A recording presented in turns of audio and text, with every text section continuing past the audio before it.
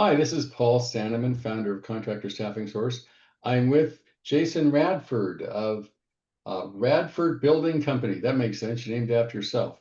So tell me, Jason, what has been your experience with CSS so far that you worked with us? Yeah, no, I appreciate it, Paul. As my experience as a very small contracting business, never having done this before, being a little timid about it, coming into it, recruitment. But Paul and his team have just been phenomenal. It is very evident that Paul and his team have put in a ton of work into the back end, the infrastructure, the software, the seamless onboarding, and then even more so the team and my recruitment agent. I'm not sure what you call him, Paul, in y'all's world, but has been phenomenal. I mean, the relationship I've been able to build with him over the last, what's it been, 10 months maybe, or something like that. Yeah. It's just, I mean, I can't say enough great things about my experience personally. The assessment tools have been very insightful to candidates and also myself and current team members that we've used for. So, yeah. And tell me about how big is your company, Jason? Oh my, well, we're quite small, Paul. I think. I mean, we're currently a team of about 4 people. Currently on track this year as far as revenue. Not that that matters. Profit's all that matters, I know. But we're on track to do probably about 4 or 5 million this year in revenue. So, yeah. So you don't think you're too small to use somebody like CSS, right? Even though you're a small company?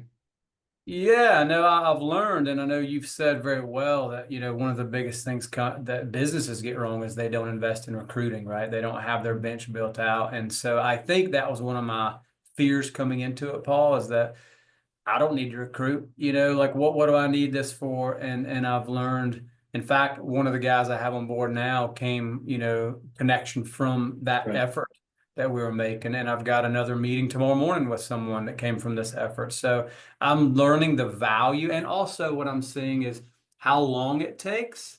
It's not instant. It really takes a good while. This doesn't happen in 30 days while you get some candidates through. I've been doing it for almost 10 months now, I feel like. And it's hard to find good people, even with y'all services. I mean, I'm not you gotta get somebody to quit their job and come to work for you, right? And What's that? got to get somebody to quit their job and come to work for you. Right. And you never know when that person's on looking at LinkedIn or wherever, and you have to be there the day he decides, I'm sick of my job, I want to make a change, whatever.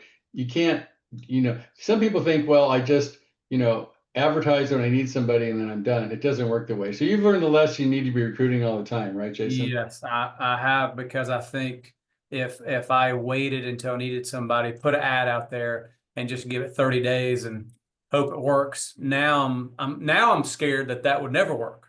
Right. Probably true. Yeah, yeah. Okay. So how would you consider your return on investment with the time and money you spent with CSS?